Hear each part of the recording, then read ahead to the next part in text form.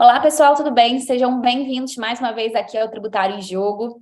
A gente fica muito feliz pela sua assiduidade aos nossos vídeos e hoje o tema é uma discussão processual diretamente decorrente da cláusula do devido processo legal que está lá na nossa Constituição, no artigo 5º, incisos 34 e 35, mas sobretudo extraído da garantia do contraditório e da ampla defesa, no âmbito dos processos judicial e administrativo, especialmente no judicial. Quando a gente fala em ampla defesa, a gente não está falando do desenvolvimento da defesa do contribuinte apenas em argumentos, mas também provas.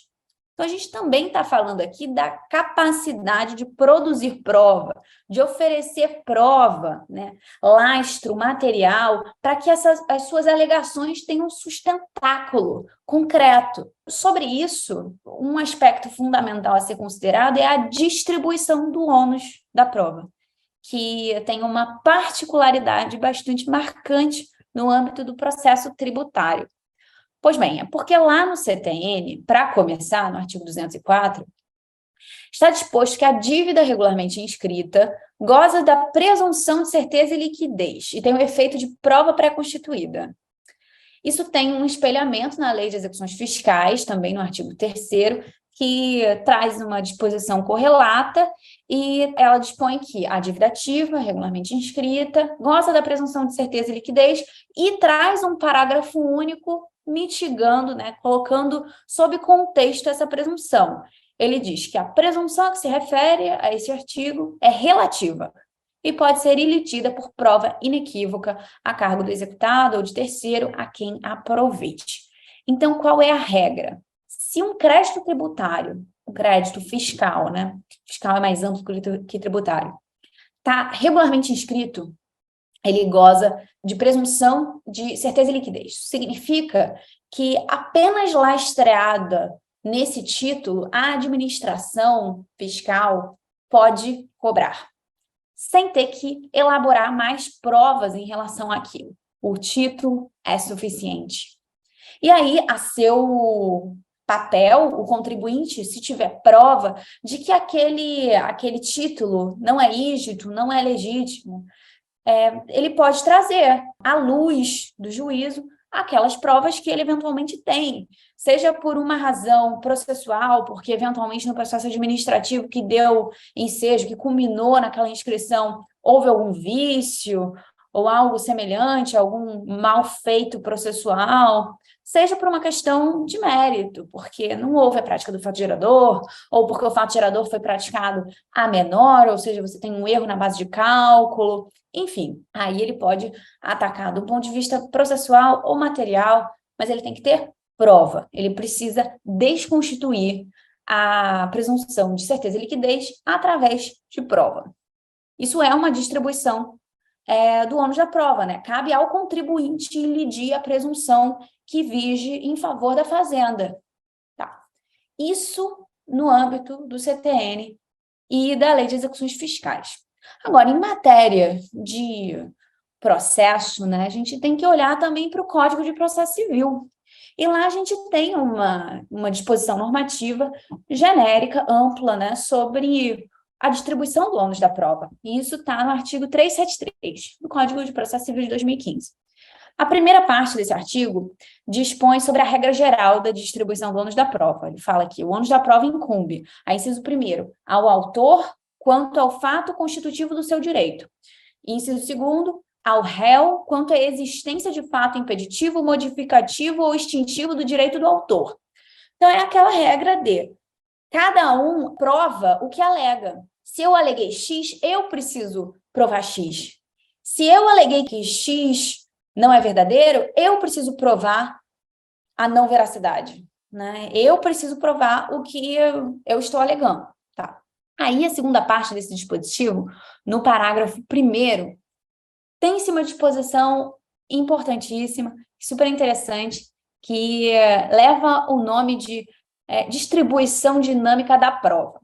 Diz ele, nos casos previstos em lei, ou diante de peculiaridades da causa relacionadas à impossibilidade ou à excessiva dificuldade de cumprir um encargo nos termos do caput, ou a maior facilidade de obtenção da prova do fato contrário, poderá o juiz atribuir o ônus da prova de modo diverso, desde que o faça por decisão fundamentada, caso que deverá dar à parte a oportunidade de se desincumbir do ônus que lhe foi atribuído.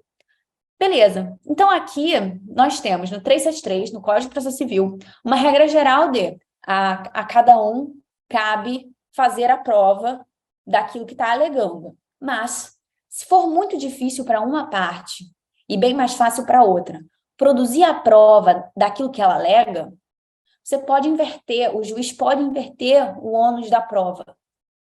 Tá? Isso se aplica ao processo fiscal?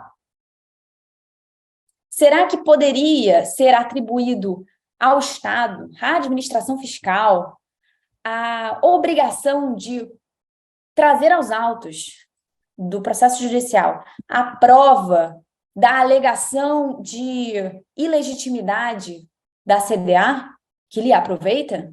Será que é possível? Pois bem, na jurisprudência a gente encontra alguns autorizativos, só que não necessariamente sempre atrelados ao artigo 373, parágrafo 1º. Explico. Tem um caso clássico que ilustra isso, que é acesso a processo administrativo. Então, digamos que no contexto de determinados embargos à execução, o contribuinte seja intimado a apresentar a íntegra do processo administrativo que evidencia os vícios processuais que ele está arguindo. E aí ele pediu acesso à íntegra do processo administrativo e a administração fiscal não concedeu acesso. Então, ele protocolou um pedido e aí passou o prazo que, eventualmente, a administração informou que seria observado para a disponibilização daquele material. Passou o prazo e nada foi disponibilizado. Passou o prazo que, eventualmente, vai passar o prazo que o juiz determinou para que aquele material fosse apresentado nos autos do processo judicial. E aí, o que pode o contribuinte, o jurisdicionado, naquela situação, fazer? Bom, em primeiro lugar, ele pode pedir uma dilação de prazo, né? Mas imaginemos que, mesmo com dilação de prazo, aquele lapso temporal não seja suficiente para ele ter acesso à íntegra daqueles autos. Ele pode ficar pedindo dilação após dilação, isso vai sanar o problema dele? Ele vai resolver a sua situação dessa maneira? Isso será eficaz? Isso será efetivo diante da função da jurisdição de pacificação dos litígios da sociedade, inclusive dos contribuintes com os fiscos? Pois bem, não. Então, uma alternativa é ele pedir a aplicação do artigo 373, parágrafo 1º, para que seja imposta à Fazenda, né, à administração fiscal, a obrigação de ela trazer ou a explicação para que aqueles autos não sejam acessados, ou então a própria íntegra dos autos do processo administrativo para os autos do processo judicial, porque ela tem uma maior facilidade na obtenção daquela prova. E isso é exatamente a literalidade veiculada pelo parágrafo 1º do artigo 373, né?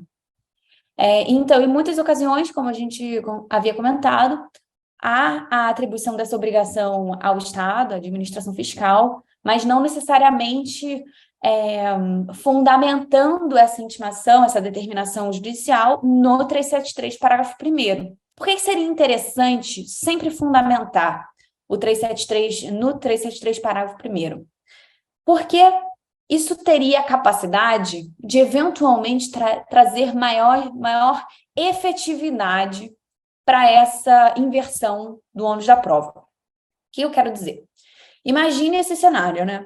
O contribuinte, ele tentou ter acesso aos autos de um processo administrativo para juntar no processo judicial, não conseguiu acesso, e aí o próprio juiz informou, né, nos autos essa dificuldade, conseguiu demonstrar, né, comprovar que teve essa dificuldade e tentou ter acesso, então juntou a sua petição, o comprovante de protocolo do pedido para ter acesso aos autos, cópia de e-mails, enfim, o que eventualmente seja capaz de demonstrar essa busca, esses pedidos e o transcurso do prazo que a administração informou ser necessário para que a disponibilização ocorresse, e aí tudo bonitinho, e aí eventualmente o juiz determinou que o Estado, né, que a administração fiscal, pois então, fosse aos autos explicar por que aquele processo administrativo não poderia ser disponibilizado, ou então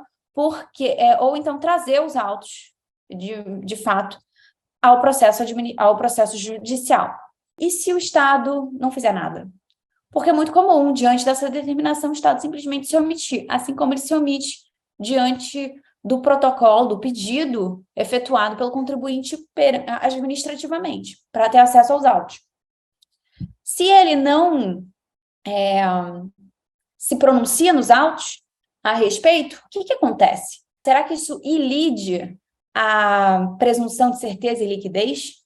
Será que isso desconfigura a presunção de que goza a CDA, a prioristicamente? Pois então, na prática, não.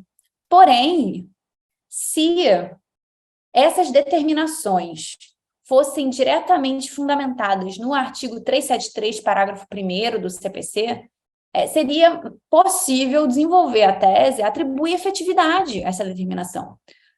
Porque ali você tem a distribuição dinâmica da prova, é uma atribuição de ônus da prova, de fato. Então, se a Fazenda não traz aos autos a prova que lhe cabe, ela ilide a presunção que a beneficia. Então, seria interesse da Fazenda cumprir com aquela determinação. Sem a designação que aquela determinação está fundamentada no artigo 373, parágrafo 1º, é mais fácil que as omissões da Fazenda no processo tributário passem batido e sem prejuízo para a Fazenda.